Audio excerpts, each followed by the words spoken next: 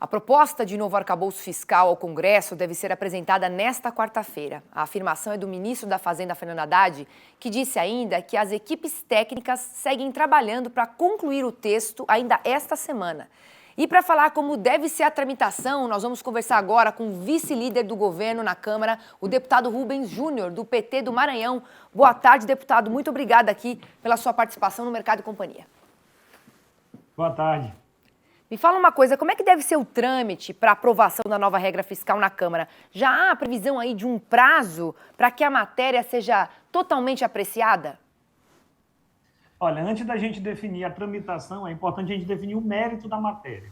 Hoje, o nosso modelo fiscal existente não nos serve, que vincula os gastos públicos à inflação.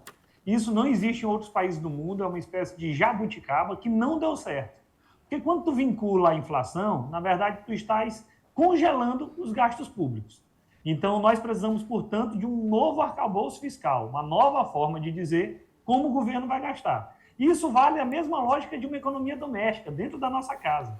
Qual é a lógica se a gente pode gastar mais ou menos? É o tanto que a gente ganha, o tanto que se arrecada. A lógica agora da proposta apresentada pelo presidente Lula é justamente, quanto maior for a arrecadação, mais o governo pode gastar. E não gastar tudo que arrecada, tem lá uma trava, 70%. Arrecadou pouco, gasta menos. E isso é garantir responsabilidade fiscal e garantir responsabilidade social. Quanto à tramitação, o presidente da Câmara já disse que demoraria mais ou menos 15 dias. Eu não estou tão otimista, acredito que o prazo deve ser até o final do mês de maio. O governo encaminha para a Câmara dos Deputados o projeto de lei complementar, aí vai para algumas comissões e deve ter aprovado um regime de urgência para ir direto ao plenário. E aí sim o plenário votará a matéria. O quórum exigido é de 257 deputados. É uma maioria absoluta, é um quórum que hoje o governo tem com alguma folga e a gente sabe que o legislativo pode aperfeiçoar o texto. Então nós vamos aguardar a divulgação do texto e o debate parlamentar com a sociedade também para que o resultado final seja o melhor para o país. Perfeito. E o bloco da oposição, deputado, ele tem dito que o novo arcabouço fiscal é insuficiente para equilibrar contas do governo e que o governo não apresentou, nenhum compromisso claro de corte de despesas. O que o senhor tem a dizer sobre isso? Primeiro que a oposição deve marchar junto conosco, pelo menos uma parte dela marchará. Porque o novo teto fiscal, o novo arcabouço fiscal não é um assunto de um governo específico, não é assunto de um partido específico, é um assunto do país, do Brasil. O atual texto não nos serve. Tanto é assim que todos os presidentes tiveram que aprovar uma PEC para poder concluir o ano. Então, o atual modelo não serve. O governo apresenta um novo modelo. E é isso que nós esperamos, inclusive, ter o apoio por parte da oposição. Segundo, eles falam que tem que apenas cortar despesas.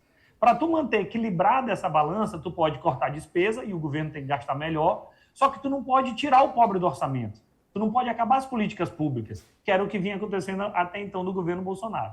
Para tu manter equilibrado, o que tu pode fazer? De alguma forma, aumentar as receitas. E sem aumento de imposto, mas, por exemplo, combatendo a sonegação. Então, a gente acredita que gastando melhor, vinculando os gastos à arrecadação e você combatendo a sonegação, dessa forma, as contas públicas em 2025 já estarão no azul e a gente vai poder estar trabalhando já com superávit. Combate, então, a sonegação. Agora, em relação à reforma tributária, deputado, há a possibilidade que seja necessário o aumento de impostos para que haja o aumento da receita pública? Não precisa. Primeiro, a reforma tributária é urgente. O nosso modelo tributário ele é burro e regressivo. Hoje, no final do ano, um empresário chega, chama o contador, chama o advogado e pergunta, paguei tudo? Ele não sabe. Infelizmente, ele chama a sua equipe e não sabe se pagou tudo, porque é um emaranhado de normas e tributos que dificulta a vida do bom contribuinte. Além disso, no Brasil se tributa muito consumo, o que é errado, porque onera mais o mais pobre, onera mais o pequeno. Nós temos que inverter isso, parar de tributar o consumo e tributar a renda, que é o que os países de primeiro mundo já fazem há muito tempo.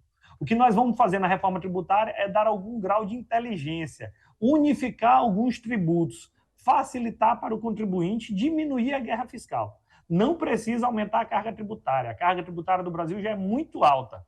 O que nós temos que fazer é racionalizar o sistema e as previsões é que com a reforma tributária, em 10 anos, a gente vai ter um crescimento grande do PIB só por nós estarmos desburocratizando e deixar de estar tributando o capital produtivo e investimento, principalmente quem quer fazer investimento.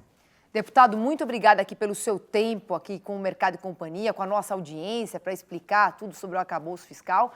E aproveito para te desejar uma ótima terça-feira. Eu que agradeço a todos. Boa tarde.